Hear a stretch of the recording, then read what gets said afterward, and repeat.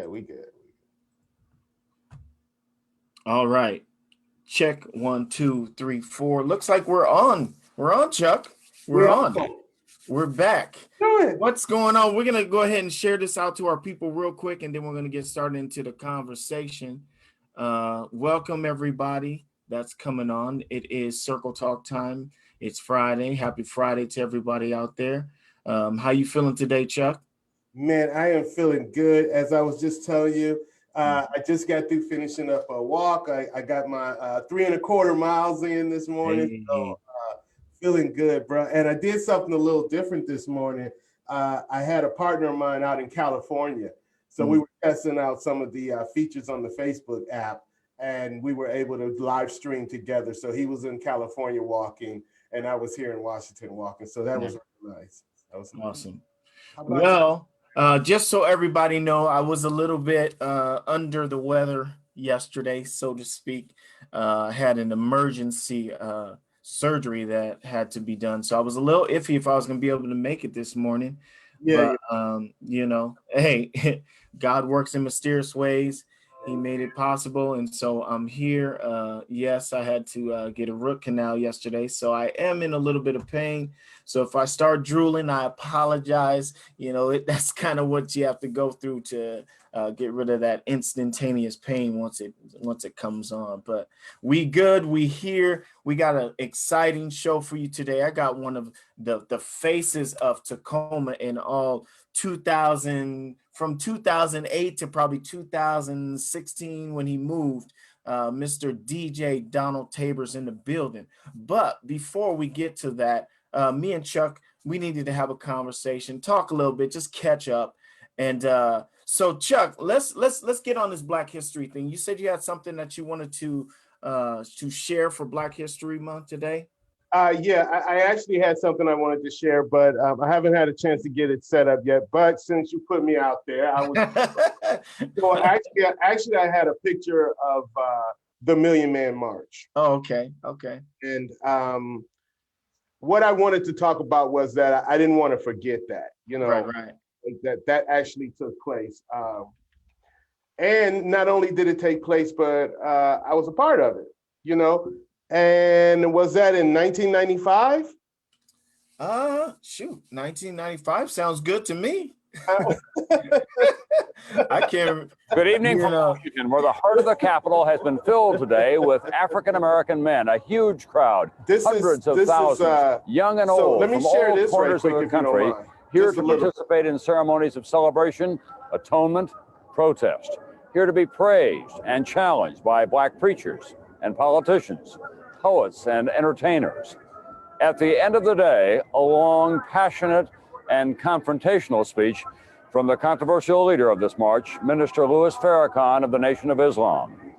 Farrakhan spoke beyond this audience, directly challenging President Clinton. We begin tonight with NBC's Robert Hager.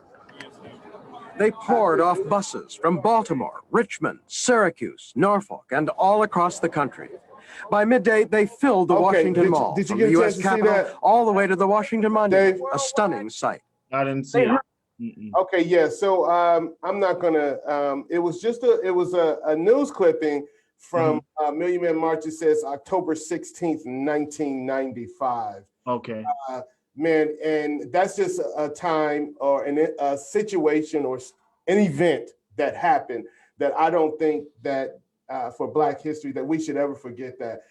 That was such a spiritual thing. I mean, you know, it was rooted in politics, of course.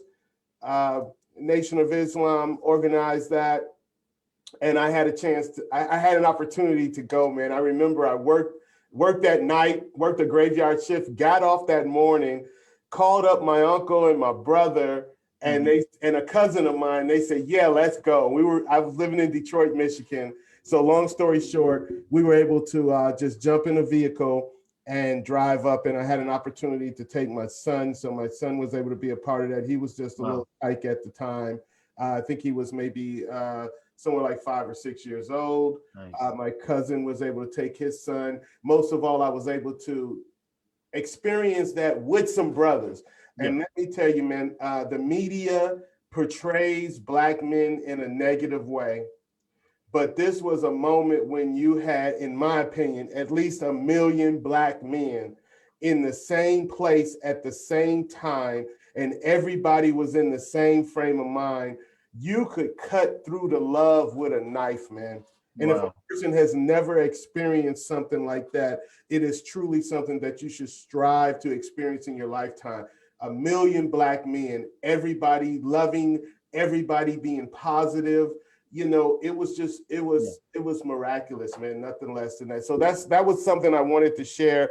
Maybe next week we can I'll have that together a little bit better. For some odd reason it didn't share up on the screen, but we're not gonna let that stop us. Oh, it looks like it's shared on the screen online. I think it showed actually online. Okay. Yeah, it did. Yeah. Well, hey, it's all good. Million Man March, that's amazing, guys. It is, for those that are still kind of trying to figure out what that has to do with his Black History Month. Yeah. Right.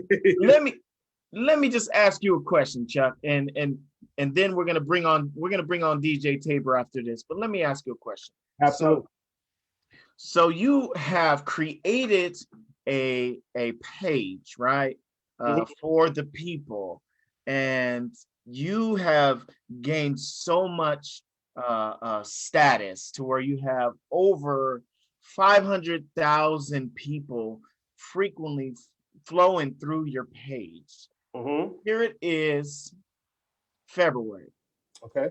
And at no point do you mention Black History Month.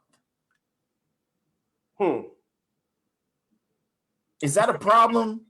You're asking me a question? Yeah, I'm asking you, like, would you look at somebody kind of, would you question their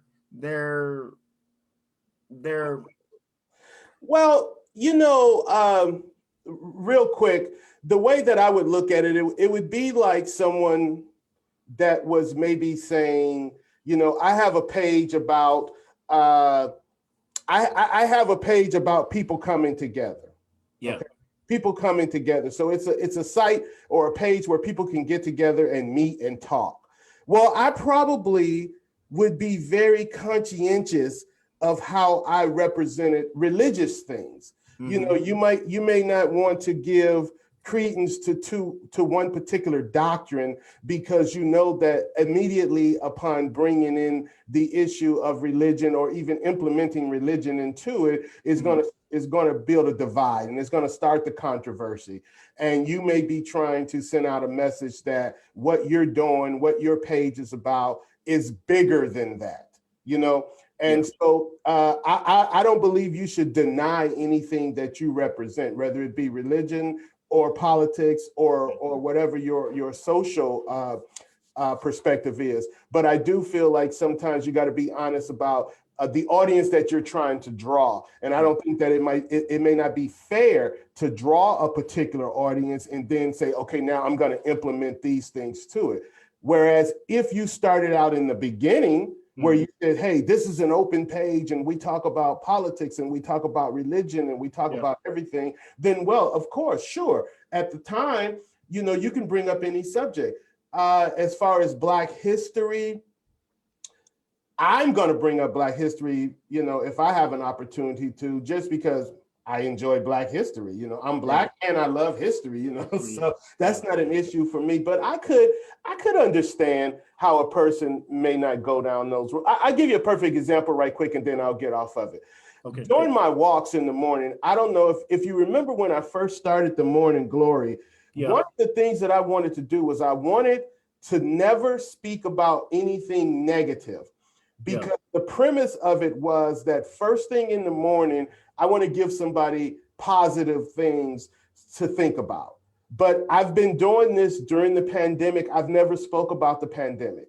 You know, I never spoke about the quarantines. I never spoke about the difficulties of those things. Whenever I do that, I purposely was saying, hey, good morning. You know, it's a beautiful day. And people may have even thought, man, this guy's world is just revolves around that park or that walk, but that wasn't the case at all. People can get the negativity or they can get the other objectives. There's many outlets for that. So what I'm saying is, yes, I do understand why. I understand that a person doesn't.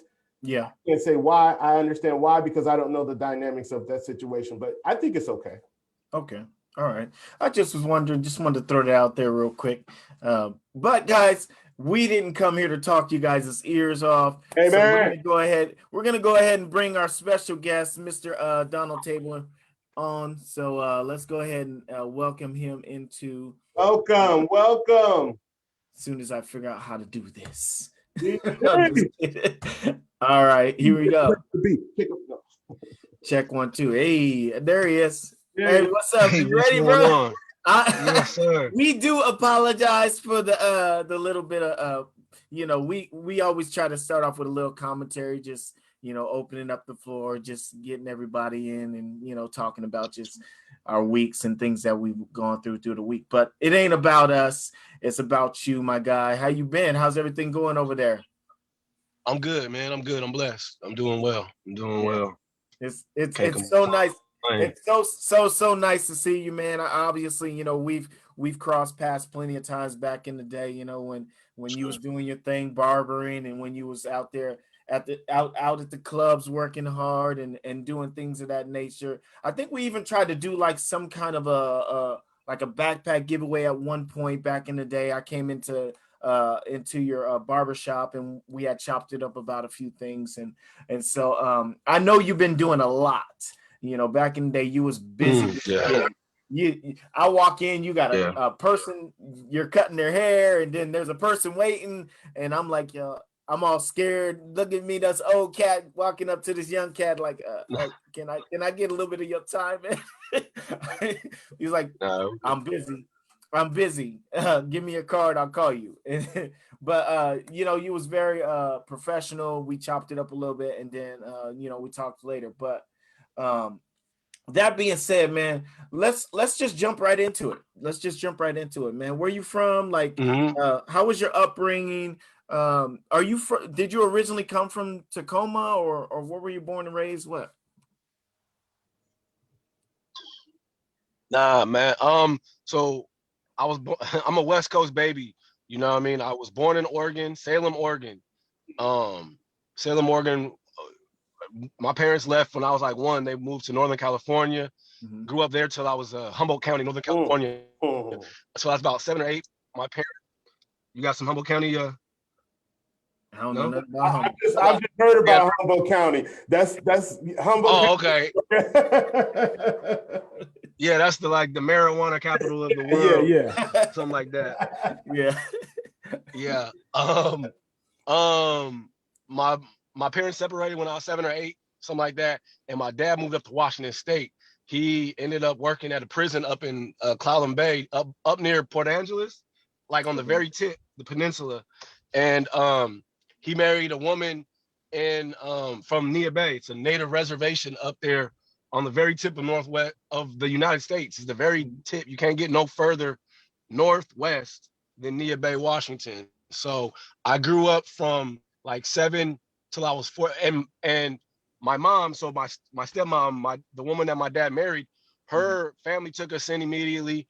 And her mom lived in Tacoma, right by Wilson High School. So we would always go to grandma's house. And so I grew up on the native reservation till I was about 14. And then 14, it's like 97, 98. Internet's coming along. I was always one. I kind of jumped on the internet early. Everybody else was playing football, baseball outside. Yeah. I was like, man, this internet thing's kind of cool. And my grandpa really he was like an internet guy. And they were getting older in age, and they kind of requested that I came and moved in with him to help him around the house. And, obviously I had that connection with him with the internet and whatnot. So I moved in with my grandparents in 97, 98, and I went to Wilson High School out of nowhere. Like, I'm coming from a native reservation with like 1,100 people to Tacoma, Washington, 4,000 kids that was going to Wilson at the time. You know what I mean? It was like it was a culture shock, but yeah. It was a lot. It was a total culture shock. So went to Wilson for 2 years, and my parents wanted me to move back. I didn't really want to move back. but I had to move back to Neah Bay, finish my high school years, my last 2 years out there. And then I moved back to Tacoma. It was pretty much in Tacoma. So that's about 2001. Pretty much from that time on, I was living in Tacoma. I did one little stint. I moved out to Vegas and ended up in the Dominican Republic to run a business. And that fell through 2009. And then that was when I said, man, forget it, man. I'm just going to become a barber. I went to barber school 2009 and became a barber 2010. And then just things just totally changed. It was just like, yeah, it was pretty drastic, but I mean, in a good way, you know what I mean? But that's kind of in a nutshell, kind of my upbringing. Yeah, because when you I remember when you first came out with when you first had that barbershop open up, it was like banging out the gate, man. You guys was doing it over there. Yeah. Herb Burnett, which is like an OG barber in the game out there. He opened it, and I lived down the street from it, so I would drive by on the way home from barber school and just looking inside like, man, that shop looks so good. You know, it's 2010. Not too many shops were doing like the wooden floor. Yeah. He had kind of old violin on, and I was so bad. Went in, and me and another guy that we was going to school with, we just went in and introduced ourselves. And I would literally, a lot of times I would just stop on the way home and just sit in there hair just to literally of the, you know, the first in that genre, you know what I mean? And really wanted to work there, man. And I just finally was like, hey man, things ain't going so well, man. You know, hey, I need to make some extra money. Do you mind if I can work here while I finish school? And he was like, yeah, come on. You know what I mean? And I worked there, and I just went hard, man. Just try to, nobody knows I'm a barber. Yeah. I just figured I need the whole city to know that I cut hair, and I just was going hard with whatever resource you gave me. At the time was MySpace. MySpace died out. Facebook, by the time Facebook or Instagram started, I'm posting cuts. I'm not even really good at cutting. I don't have too much confidence, but the stuff that I did have confidence in, I made sure I blasted it. Yeah. And people were seeing it. They were coming in. They were messing with me. And it just blew. It was like a snowball effect. It was kind of like the perfect storm, because barbering ain't all so much just about cutting. You know what I mean? It's a lot of it has to do with the connection with the people. And I would consider myself like a people person. I enjoy being around people talking. And I definitely love kids. So, and a lot of them don't like cutting kids. So it kind of worked in my favor. You know what I mean? Hold on, let me delete this call. Are y'all there? Oh, yeah. So yeah, it was a perfect storm, man. It's a perfect storm. So let me ask you something, man. Like Washington versus Texas. Which one do you which one do you like? I would rather be there than there. I shouldn't even go here, but I'm going to. Man, well, I try not to. I think everything has to be weighed properly. You see what I'm saying? Yeah. Can you hear me? You hear me? Yeah. I think Chuck's screen. Do you see that, Chuck? No. Oh, your screen popped up. Oh, okay. Go ahead. I'm gonna get it. Yeah, I don't know. Go ahead. Keep going, man. So, it's kind of hard just to say one or the other. I just kind of look at all the pluses and minuses from both. One being like Washington, man, I'm gonna keep it 1,000 with you. The weather in Washington, they say it's like the most depressing place because of the weather. You know what I mean? It's gloomy 9 out of the 12 months. You know what I'm saying? I don't really consider like the rain stereotype. I don't think it rains that. Maybe it's mist. Maybe genuinely it does have a lot of rainy days, but like in Texas, it pours. It rains, it pours here. So my thing more or less is the gloomy gray skies. The amount of times that you just don't even see the sun in Washington, you literally begging to see the sun and you don't see it for 4 more months. Yeah. But in Texas, it's like you got the sun it's 33 degrees outside, but it's beautiful. You know what I mean? The sun. Yeah. But the summer months here is treacherous with the humidity. Yeah. But I think that I would rather deal with 3 months of treacherous humidity than 9 months of just can I please? I just want to see the sun, man. It don't even got to be hot. I just want to see it. So, on that stance, I would ride with Texas.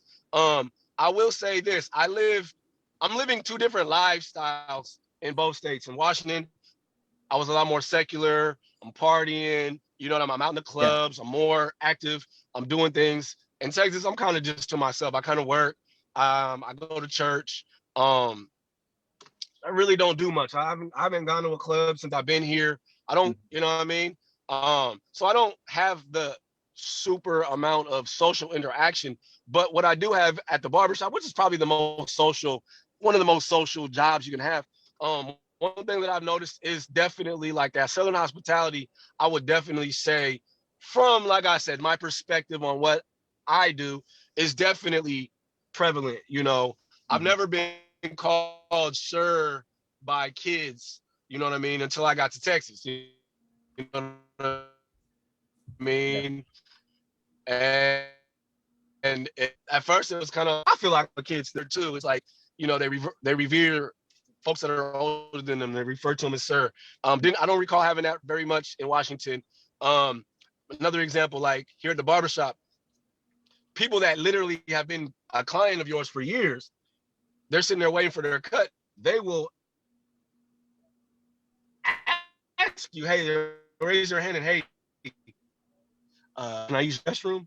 And it's like, restroom, we're paying for it. You know what I mean? Like, we don't ask to go to the bathroom at like a barbershop. You know what I mean? Yeah. I don't of our longtime clients asking to go to the bathroom. So, you know, I think that Southern hospitality definitely is very prevalent down here. And I think it stems from probably I try to theorize things. I just feel like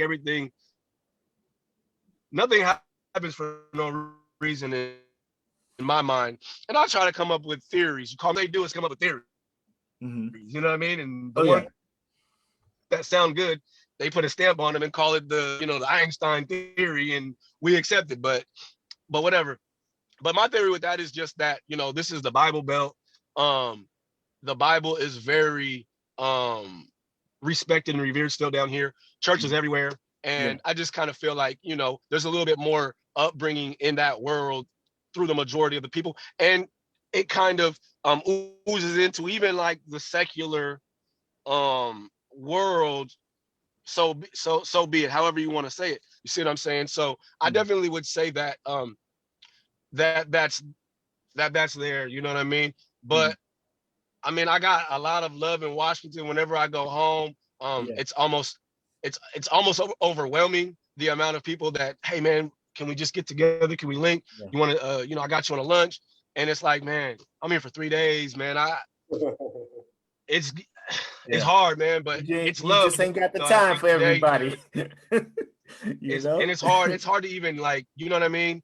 But the amount of love that like even when I got into like I flooded out my last house out here flooded, and somebody made a post, you know, declaring that, you know, that they put my Cash App out there, and man, the city sent me about $5,000 to my Cash App, man. That's cool, bro. I can't say the city, the region, you know, a lot of people from Seattle as well. Yeah. And it was really, you know, I was really grateful, and it was touching because I was like, y'all still remember me? You know what I'm saying? Yeah. So, it's definitely a lot of love, man. You know what I mean? So, no, but I can't just, you know, it's all about how you carried yourself, man. All about how you treated the people when you were here. You're a very respectful person. You're professional. You have a good time. You joke. You know, you're a friendly dude. You ain't one of those people that, you know, talk a lot of talk and then disrespect somebody on the backside of it. You know, you're a cool dude. You know, I mean, as far as I can remember, I remember you being a hella tight dude. Everybody talked nothing but positive things about DJ Tabor anytime we talked about you. And so I know that's why I was like, yo, I need to have an interview with this guy. Cause I mean, I remember him from way back in the day. You know, it seemed like every time any type of party was going on or whatnot, DJ Tabor is going to be there. Okay, we got to get to that party. We got to go. It's going down. But that's another thing I wanted to touch on too, man, because you had mentioned it. You said that when you were here, you was doing a lot of going out and kicking it and partying and doing stuff like that. And since you've been in Texas, I've been paying attention. I've been seeing you doing a lot of lives and talking about your faith and how much you're involved with God and your readings of the Bibles. I've been watching you, man. Talk to us a little bit about that. What transpired you to go ahead and give your life to God and spend more time with Him? Oh, okay. So yeah, like around that time, party promotions and owning a barbershop, cutting hair, owning a salon, dealing with a lot of people, man. A lot of people. You deal with, especially when you're in like the arena of like promotions or barbering. It's competitive, and I think in a way that it doesn't need to be. You know what I mean? I think there's a level of competitiveness that once you pass this, it's toxic competitiveness. You see what I'm saying? Yeah. And it's sad, but in those two arenas, it can definitely it's very prevalent in those arenas where it gets to the point where there's a lot of toxic competition, and not really privy to that and just falling into it. It was hard, man. And you know what I mean? Like, I'm a people person. I love people. I love just being cool. I feel like if you know my name, we're friends. You see what I'm saying? Yeah. But I was getting to the point where it's like, somebody shake your hand, I'm automatically I would go from, if I shake your hand, you know my name, we're friends, you have an A+ with me, you know what I mean? And by what you do, you can work your way down to a B or a C or a D or an F.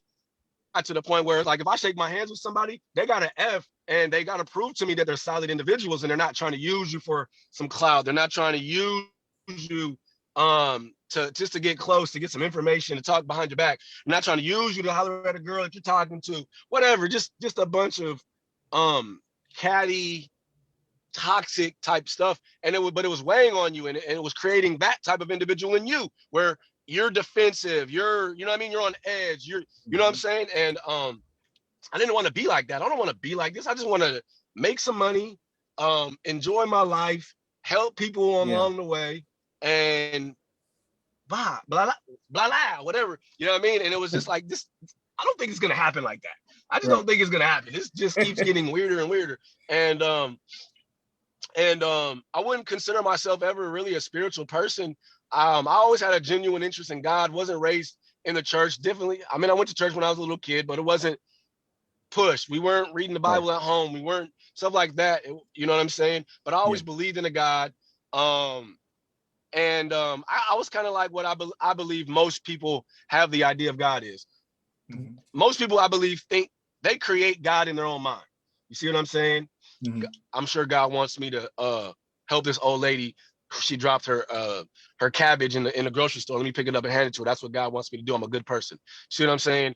Or, you know what I mean? Or I will go to church on Sundays. I'm a good person. But meanwhile, you're about to have some unsolicited sex later that night. You're on your way to get drunk at a party. You see what I'm saying? You're doing all these things that I'm pretty sure God probably doesn't want you to do, but yet you still feel like you're a good person. That's what I was doing. I'm not even gonna lie to you about that. And but so then, I'm biracial, father's white, mother's black. So I've always seen things for what they really are. I've been in the room with a bunch of old white guys, and we're watching Michael Jordan on the TV, and no one's saying the N-word, but it seems like y'all really don't like this guy for no reason. Yeah. You see what I'm saying? Yeah. And within the black community, you know what I mean? I never had no enemies. What I considered enemies, until my name started to, people started talking about my name, and now it's like, how do I got enemies? What is this? This is weird. It's weird, you know what I'm saying? And so I always wanted to understand the racial dynamics of society and whatnot. And we grew up in Washington. I grew up in Washington.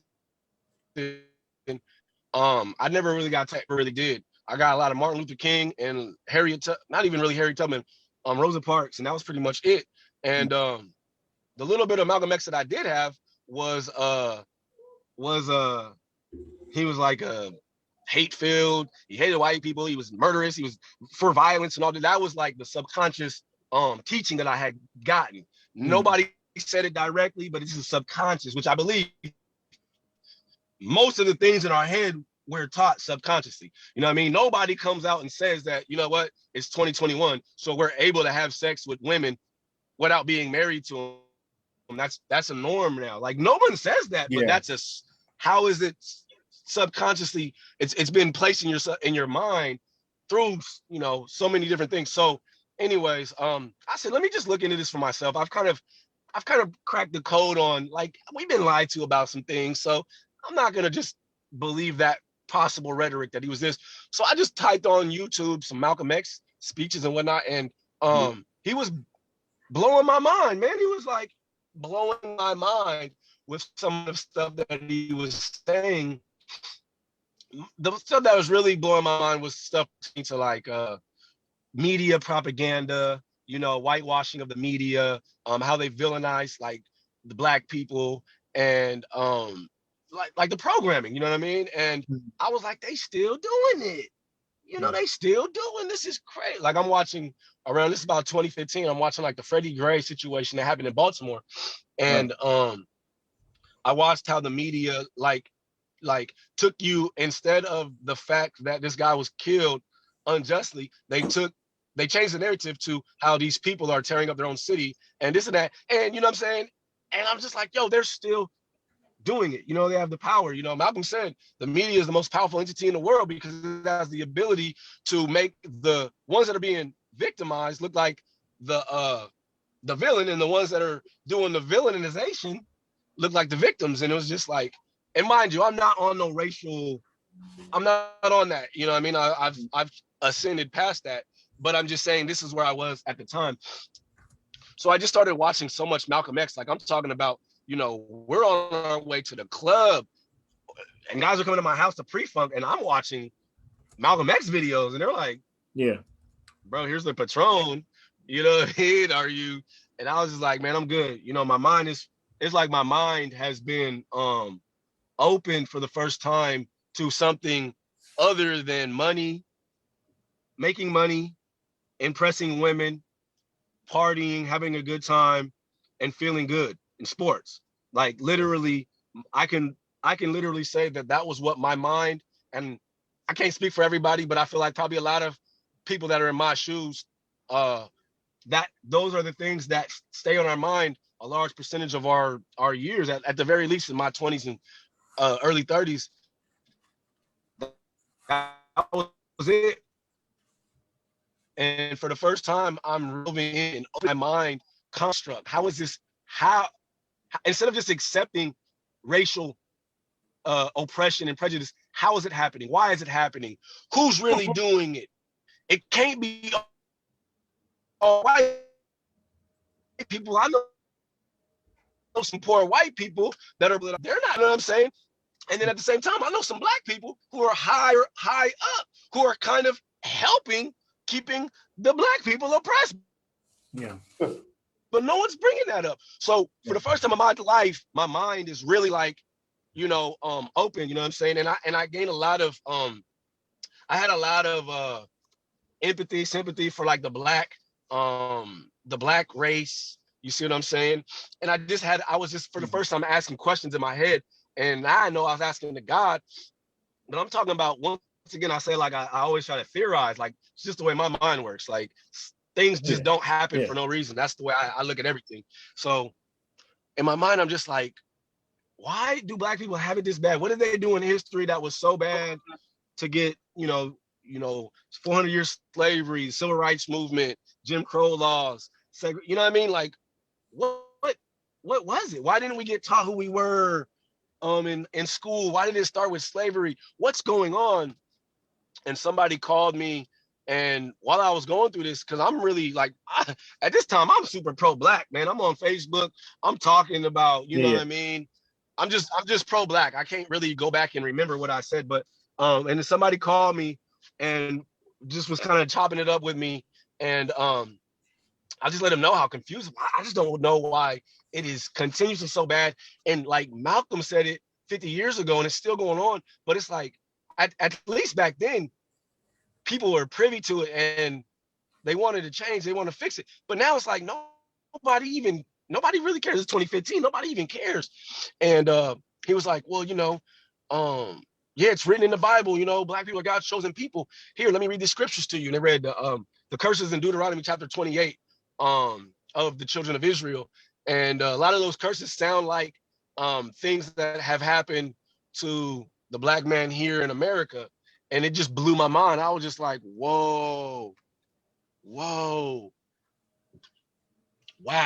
You know what I mean? Like, because it kind of, in a nutshell, answered that big question that was on my mind for the last couple of weeks or months, whatever it was. And it also fit into the thing learning.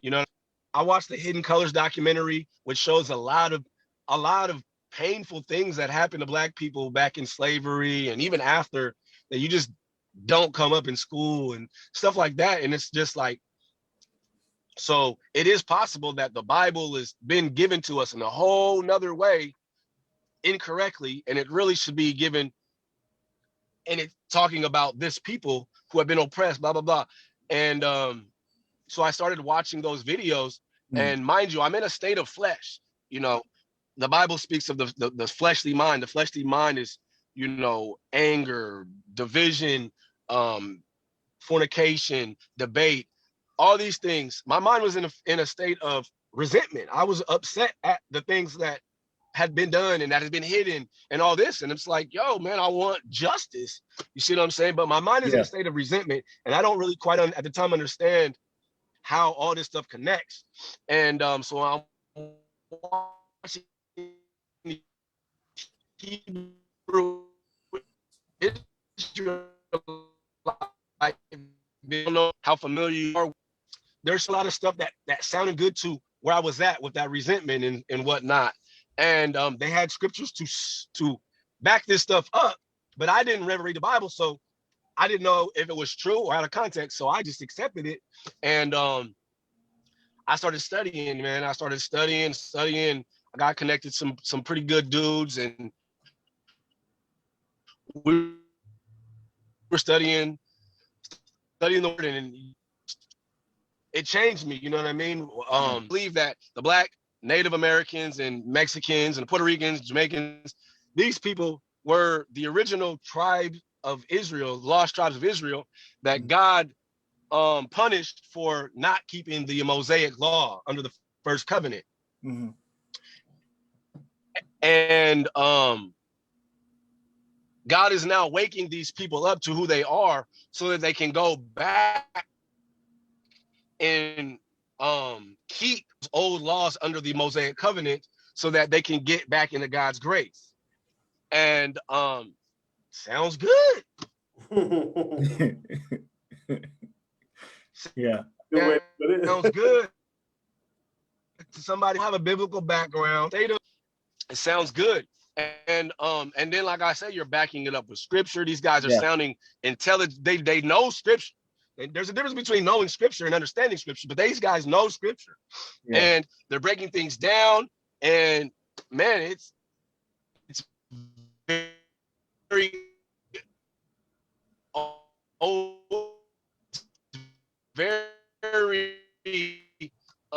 what's the word? Especially if you're in a state of, like I said, I just did 3-4 months of just total Black research, probably more than that, and just uncovering so much hidden stuff that it totally makes sense that this has been hidden too, and this is the truth, and this is God. I finally found God, even though I wasn't looking for God. And wow, is God gonna whoop my tail for what I've been doing? Because I'm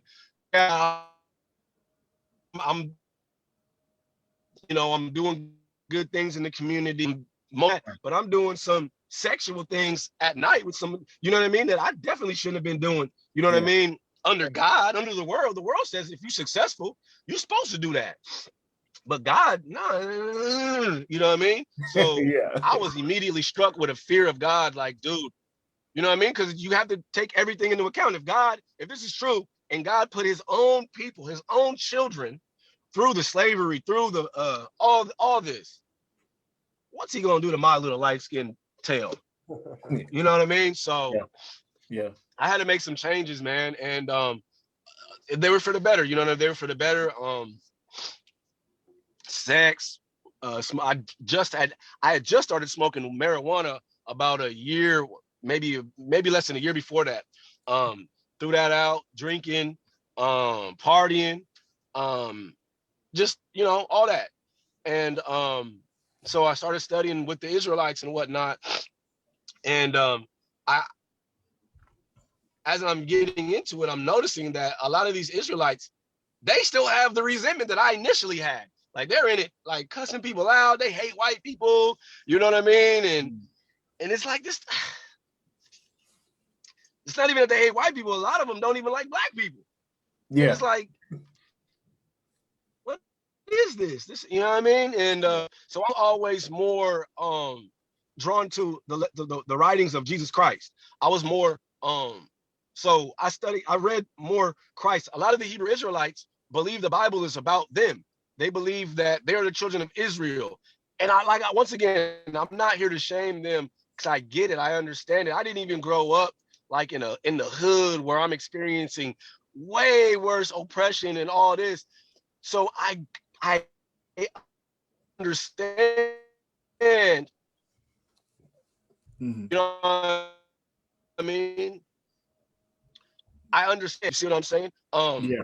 But as I'm in this doctrine and I'm seeing people online, they're going at it with each other. They're cussing each other out. And I'm just like, man, but I don't have enough foundation. I don't have enough foundation and understanding. And but so while I was studying, like, I was very compelling doctrine.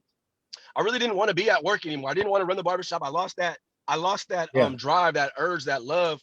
And I've just kind of felt like 8 hours of my day that I could be spending learning about God and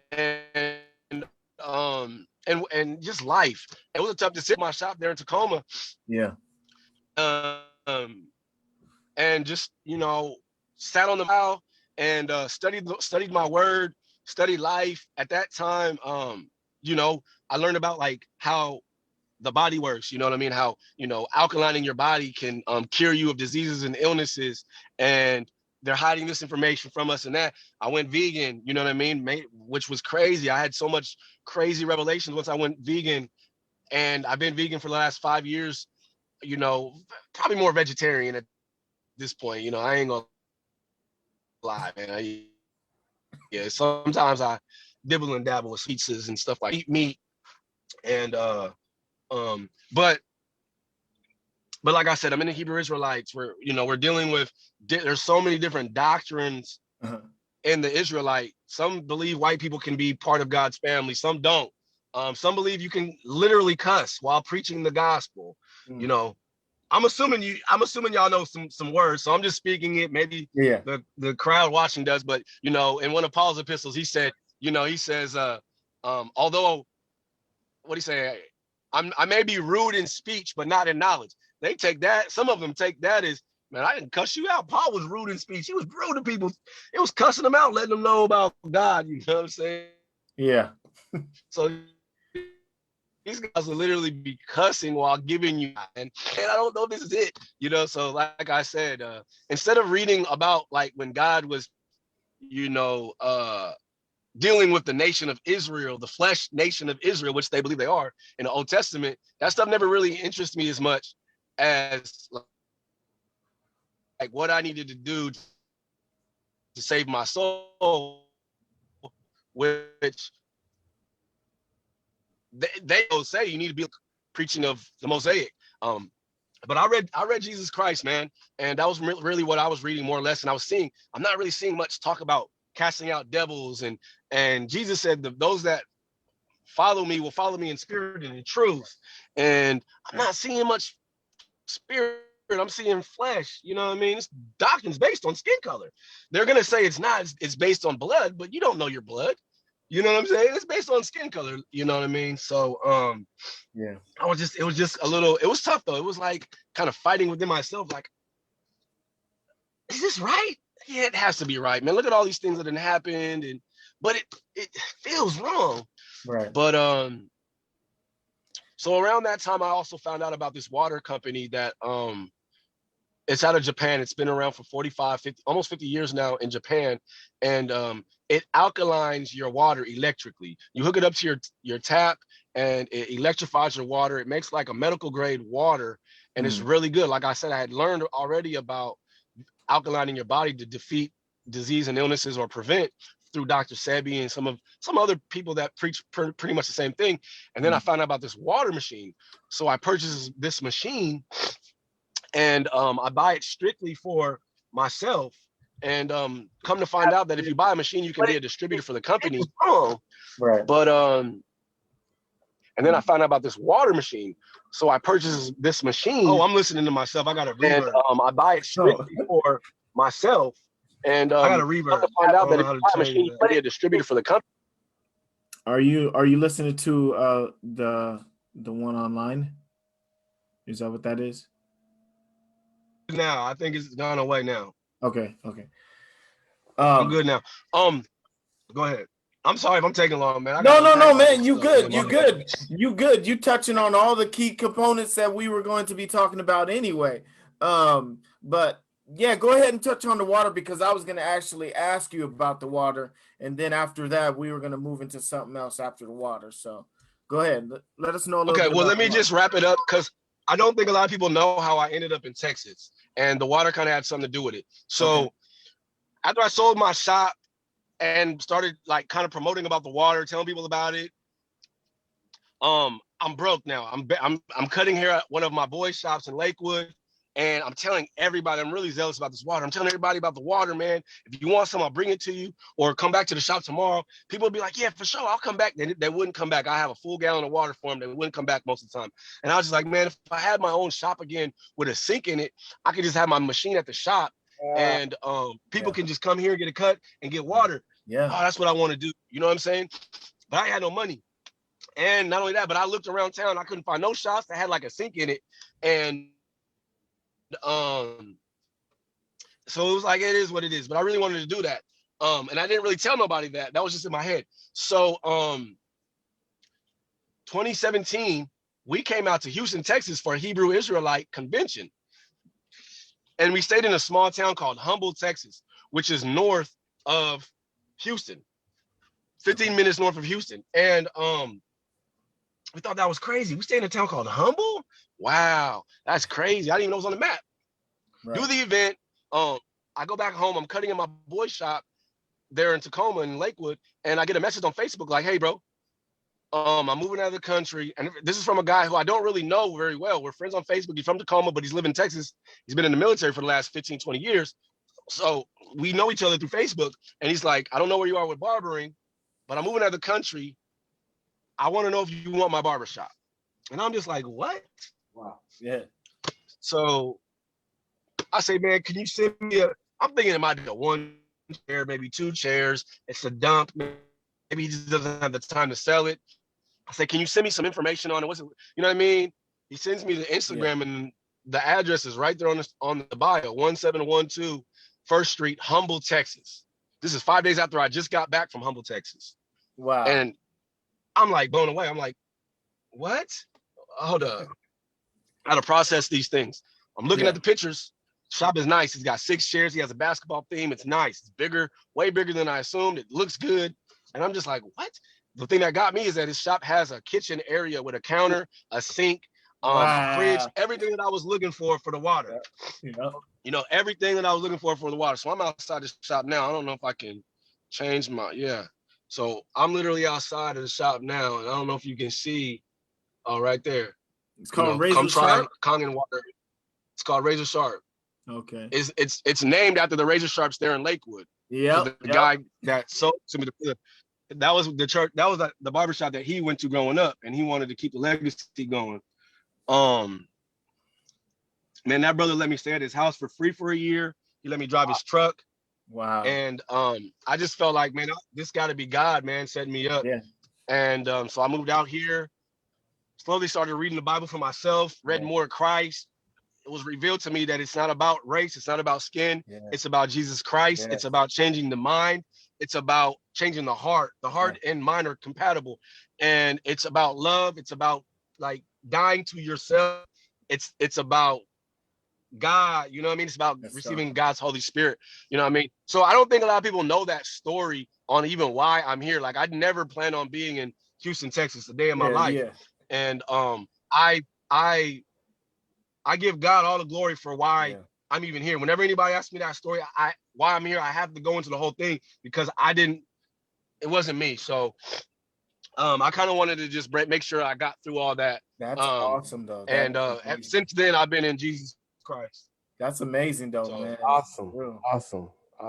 I tell you what, man, there's nothing like once God leads you in a certain direction and for you to submit to that. Yeah. I mean, it's overwhelming. It is mind blowing because things that you may have perplexed about, or, you know, it doesn't necessarily have to be a bad thing, but, you know, we try to get a game plan.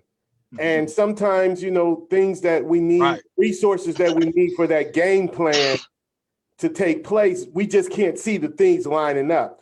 But when you're moving in the direction, or when you allow God to guide you, it's miraculous. You feel like you're in the Matrix, man, because things literally just appear in front of you. They come to you in a way that you would have never thought of, because in all of your calculating, I guarantee you never said, how about a stranger give me a shop, give me a home in a place that's in the back of my mind, and let alone the fact that you were from Humboldt, California anyway. So there's something about it. And I think, you know, me just going out on a stretch here, the word humble, something that's becoming indicative of your character, being humble and being able to accept where you are and that you do need Christ to move forward. Man, I think that's that's beautiful. Man, powerful word. I praise is that my mom, it was kind of cutting in and out, but I did hear, you know, speaking on the word humble. What's so crazy is that my mom always would, when we get off the phone with my mom, she would say, look up the word humble. All right, look up the word humble, be humble. And she would always drill that into our heads and never really took it seriously. And, you know, it's crazy that I'm here, but I do take it with like, not just, I don't take it like you are humble, so I'm gonna put you in humble. I take it as if like you got some humbling to do still. You know what I mean? So I try to, you know what I mean? Like, I don't think that we can ever get low as we need to get. So it's very, and it's everything is so real, and it's like you really got control of the wheel, but it's like not really going nowhere. You know what I'm saying? And let God take the wheel, but you still got some things to do. You got to work on yourself. You know what I mean? You got to clean out that inside. You know what I'm saying? You got to really get in your word and do as it says. You see what I'm saying? And he will guide your path. I believe that's one of the main things that's what I want, man. I don't want to be known as somebody who is a godly man to other people. I really want God, the real God, to guide my path. I don't care what people think of me. People, that doesn't mean anything. Speak on that. I want God to guide my path, and I want God to think of me the right way. And I'm still working, you know what I mean? Like, I'm still working on all of these things, but that's the objective for me, you know what I'm saying? So I'll give up. I think sacrifice is necessary. You have to give up. It's not even I can't take credit for that. The Bible says, he who saves his life shall lose his life, and he who loses his life shall save his life. I'm kind of butchering the scripture, but you got to give up this life. Just like Jesus Christ gave up his life for you. You got to give up this life. You got to give up the party and the clout, the women, the money. Give it up. He'll probably, I can't say he will or not, but he might replenish you. Here I am, you know, 2 or 3 years later with another barbershop. Yeah, exactly. You know what I'm saying? And with a true understanding of the word of God. Took me out of a false doctrine. You see what I'm saying? Bringing me to a son. And, you know, the Bible says, you know, I am the way, the truth, and the life. No man comes to the Father but by me. It ain't by being black. That don't, or revering black people. That don't get you to God. That might still be true. Oh, black people might be the Hebrew Israelites, the Israels. That might be true. I'm not even, but that's not what's going to get you to God, knowing that. That's irrelevant. And a bunch of other knowledge, you see what I'm saying? Yeah. Yeah. So Man. that's my objective, man. Man. Hey, I want to talk about something that's like really true and dear to me, man. I want to talk about the Vegan Chronicles. That is interesting. I need to know about that. I'm a practicing vegan myself, believe it or not. You probably can't tell just by looking at me, but I definitely believe in veganism. And we all have a start. Yeah. Yes, exactly. Well, I've been doing it for about 3 years. But but don't take that as offensive. Then my bad. No. Hey, it's all good though. Hey, you know what, man? I love it, and I tell you, I know the benefits of it. But what is the Vegan Chronicles? What's going on with that? So like I said, I just studied. I watched the Dr. Sebi videos. I believed them, and I just I can't take credit for this either. I had it was weird. I had like 5 days in a row every day, and once again, I've never been somebody who cared about what I put in my body. I'm eating McDonald's on Monday, KFC on Tuesday, Wendy's on Thursday. Friday, I'm treating myself to OCB. You see what I'm saying? And so I never really cared about what I put in my body. Standard, what do they call it? SAD. I had the STAD diet, the standard American diet. That was what I had. And I tried one time to give up pork. I couldn't do it. And I give that up. That lasted 2 days. Give it up. You see what I'm saying? And so every day for like 5 days, I'm having something pop up in my day about vegetarianism / veganism. One of them was like I was doing the Israelite thing, and there was an Israelite guy in the Olympics who's a practicing vegan, and he's a weightlifter. I'm like, well, I thought veganism makes you weaker. So how is this? So I studied him, looked at how he was operating, looked at how he, you know what I mean? I was like, wow, you know what I mean? This was around the time that Dr. Sebi died. I had roommates at the time. I come home. I had already studied Dr. Sebi. They weren't really interested in him. I had came home and they're watching his videos, and I'm like, wow. Because, you know, Dr. Sebi promotes, you know, eating basically a vegan diet, an alkaline vegan diet. And I'm just like, wow, they're watching an alkaline vegan diet. Wow. I went on a dinner date with a girl who I just didn't think would be on that type of stuff. She was talking about going vegetarian. She bought me a book about how, you know, eating everything is going on. And then what topped it off is that a sister in our little Bible study group back then, we had 20 people in our group, and she asked me out of all 20 in the group, hey, DJ, do you want to go on a Daniel fast with me for 21 days? And I'm like, what? Wow, I can't say no to this. After all I've seen for the last 5 days, I can't say no to this. So we did that Daniel fast, and Daniel fast is probably even more than vegan. I think that was just like nuts, berries, salads. It's very strict. Say it again. It's raw vegan, if I'm not mistaken. Okay, yeah, I don't remember, but yeah, I just know that it's like something that I'm probably not finna do no time soon again. But within like 5 days of that, I'm recognizing it. Mind you, I've never been a morning person. I always wanted to be that guy that, you know how you always hear about like the millionaires, they wake up at 3 a.m. and they start work before everybody else and they're done. That's why they're so successful. I always wanted to be like that, but I just don't got it, man. I'm sleeping in until 10, you know what I mean? 11. That's that McDonald's. But when I did that diet with man, when that diet, man, it had me waking up at 6 a.m. in the morning.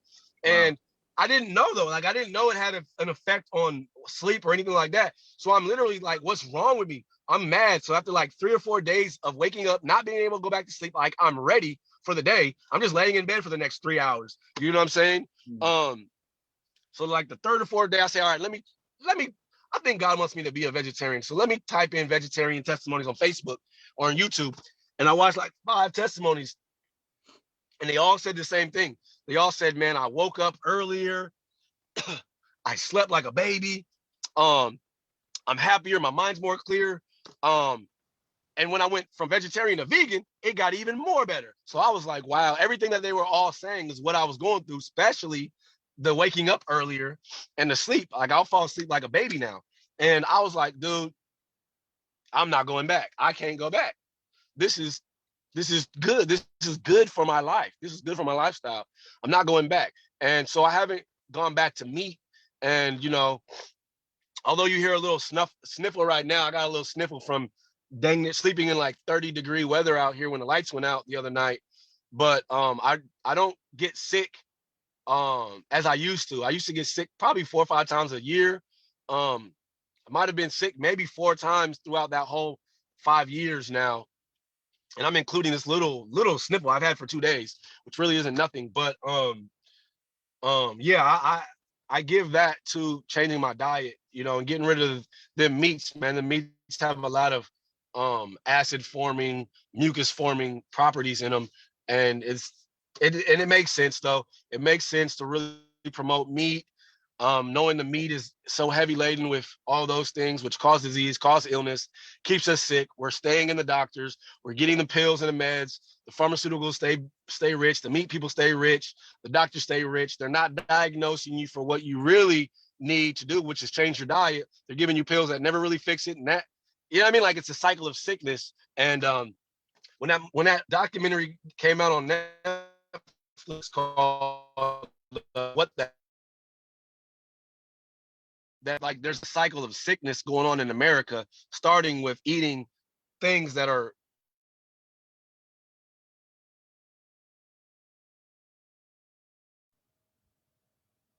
You there? You still there, Donald? Looks like he may have froze up.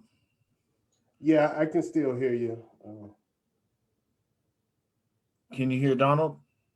No, it looks like he's frozen. Okay.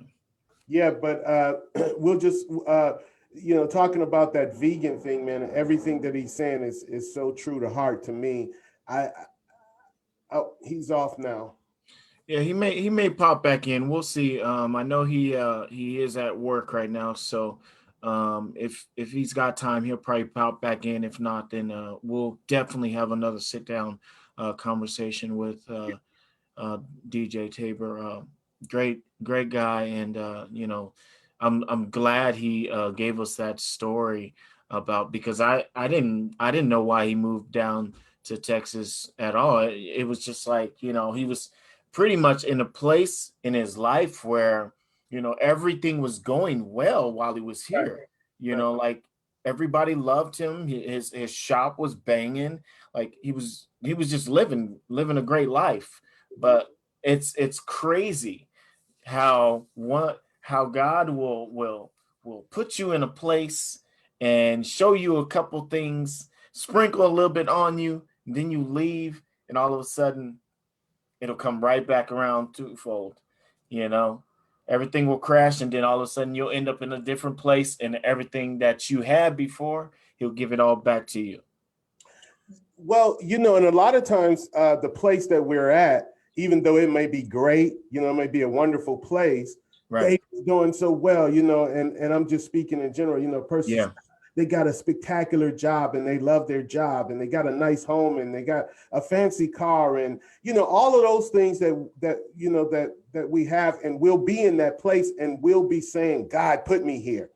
But the reality of it is that God didn't have anything to do with that besides keeping you alive. Yeah. Those are choices that you made, you know, and that's where you wanted to be and you worked hard and you got there. Right. And a lot of times when we are in that place, when God gets ready to use us, you know, it's just like you put my man in the waiting room, you know, in that waiting room, he can do what he wants. When he came back on, he was on his phone, you know, he was doing what he wanted to do. Yeah. He was in the waiting room. And so a lot of times the life that we live in is really just God putting us in the waiting room. All right, you like fancy cars? Here's a fancy car. You go do this and that. But when I get ready to use you, God might wake you up one morning and say, look, I want you to get on an airplane and I want you to go to this little village in Nigeria. And you like, what? You know, how can I do that, Lord? And so it's man, I've had many times in my life where that has literally happened to me. Like I went somewhere and I got there and, you know, I just couldn't land a job, you know, couldn't make a friend. Things just wasn't working out. And then I come to the conclusion and say, oh, it just must not be in the stars for me to be here, you know? Yeah. Then there's times, man, that like I literally, the wind picked me up and took me somewhere. It was that easy for me to get there. And then when I got there, the people that gravitated to me and the opportunities that came my way, and I just knew, you could tell, like, this is divine intervention. Yeah. This is meant to be, you know? And I think God gives us little clues that, you know, if we so caught up in our lifestyle, we'll overlook them. Like I'm saying, just like the fact of his conversation. Now, I don't know him. I've never met Taper, but I've heard a lot about him being in Tacoma, man. I mean, you can't be a Tacoma resident and not hear about this young man, right?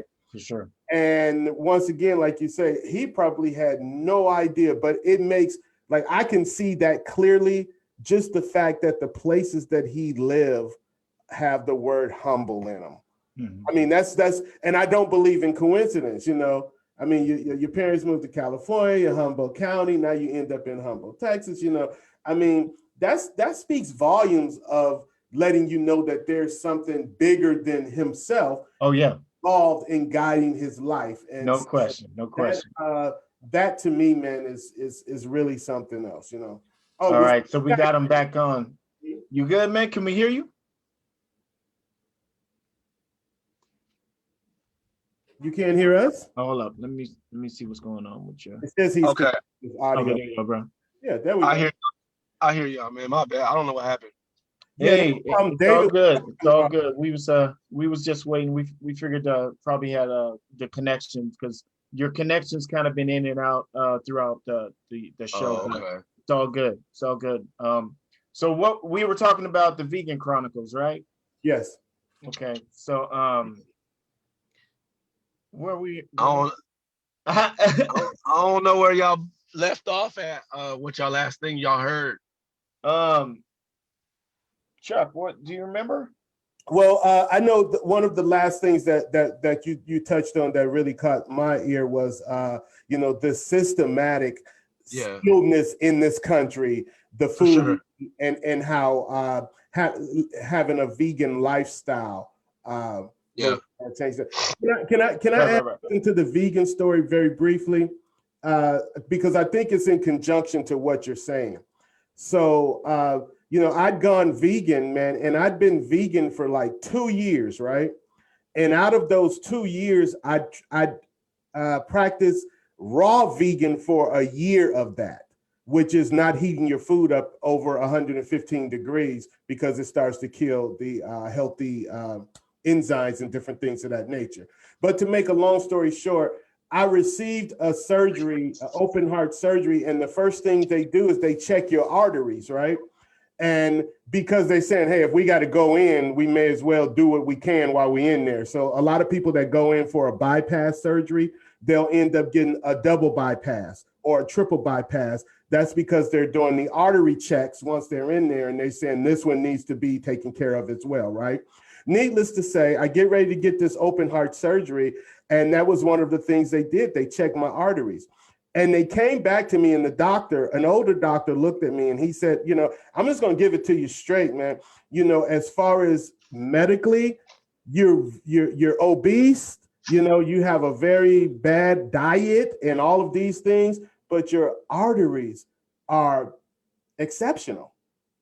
And it was because I'd been eating that vegan lifestyle prior to that. I had no idea I was going to end up needing surgery. But that was just the first time that I was able to attest to, even though you couldn't tell, I mean, it wasn't affecting my body size or nothing, but there were things that were happening internally. Right. My body was loving, you know. That's what's up. So you can't say enough about it, man. And as far as that clarity of mind, I tell you, man, when I first went vegan and I first got that first 90 days, you know, of getting the meat and stuff out of my system, I started seeing stuff, man. I mean, it was like unreal. Like, you know, like that movie, they said, I see dead people. I could see being in the spiritual world, man. And that's when I start noticing that food, the very substance that we use to keep us alive, is really killing us. Hey, I mean, I wish I had more time with y'all. I got to get in here and get this haircut in. For sure. But this is the type of stuff I like talking about because, like I said, I like breaking down infrastructure, why things happening the way they are, why things not being brought up. So it's kind of a taboo It's kind of a taboo topic in the Black community, right? To talk about like Black death. It's not, because you know what I mean. Like that's all you talk about. You only talk about Black death when it's a white cop killing Black people. Right. The number 3 killers of Black people is high blood pressure, heart disease, and diabetes. Oh yeah. And these are all related to what you're putting in your body, which, amen. I mean, soul food in its core is the worst food you could be putting in your body. It may be Does good it taste great? Hey. For sure it tastes great. It may be good for your soul, but it's bad for your heart. Oh yeah, no question. That's facts. That's man. Facts. You know what I mean? And it's just these are the type of things that I've come to understand, like living in this world. Like even in the Bible, it says, love not the world nor the things in the world. Like it tells you like, yo, the world's going to convolute your mind, your body, your soul, everything. And you're seeing I spent the last couple of years, like people probably consider me a conspiracy theorist. I put things out, just try to wake people up out of their slumber, out of your sleep. We don't talk about none of these other things that are killing us by the droves. Grandma will die of diabetes. It's just like in the movie Soul Food. She'll die of diabetes. I think the Boondocks made a joke about it. She died of diabetes, had her leg amputated, and then died. And they went back to her house the next Sunday and ate the same food that literally just killed her. Wow. Like it's crazy, you know what I mean? But it's deep because it's ingrained in our mind subconsciously. You have to eat this. You got to eat that. This is cultural. Cultural will kill you. You know what I'm saying? Straight up. Like, that doesn't mean that it's not, but I've looked a lot into like CTE in the football, and I've noticed one thing, with a lot of the football players who feel like they have CTE, because you can't diagnose it until you die. But a lot of the football players who are like speaking out, like, yeah, it's prevalent, man. It's happening. You know what I'm saying? I don't really want my son to play, but hey, if he wants to play, he's going to play. They always ask the same thing. Well, if you had the opportunity to go back and do it again with knowing what you know now, would you change? Nope. Nope. I would do the same thing. And it's like, it's because you've been raised in that culture that goes to show you how strong culture has over you, even if it is killing you. You see what I'm saying? People will hold fast to it. You know what I mean? And we could talk about that for so many different things, but I gotta go. The mom just pulled up I think she might take him out of here. But yeah, hey, you know, DJ, man, we do appreciate you for spending the hour with us, conversating, letting us dig into your brain and your head for a little bit, and you know, spitting some knowledge for all the people that are watching. We are definitely going to link up and do this again for a part 2, because I mean, there's a lot of stuff that we haven't even touched on that I wanted to talk about. So I mean, you know, we'll definitely do this again. I know you got to get to work, bro. Go ahead and do your thing. We will do this again. Everybody that's watching, thank you for watching today. We will get back with we'll do this again with Tabor for sure. But brother got to get his work done. So we will catch up with you guys next week. And thank you again, brother, for being a part of this. I do appreciate it. All right. Hey, DJ, before you go, I'm going to send you a message on Facebook, man. I don't know if we friends or not. I just had you up here, but I'm going to send you a friend request. Hit me up because I got some information and something came to my mind that I want to speak with you about, okay? So let's get it. Also, before you go, man, let me get your address because I'm going to send you one of our mugs and a T-shirt. Okay. I'm gonna send it to you, bro. I mean, appreciate you for being a part of this, man. But have a wonderful day, and thank you guys for following. We'll see you guys next week, okay? Absolutely. All right. God bless y'all. Yeah. God bless y'all.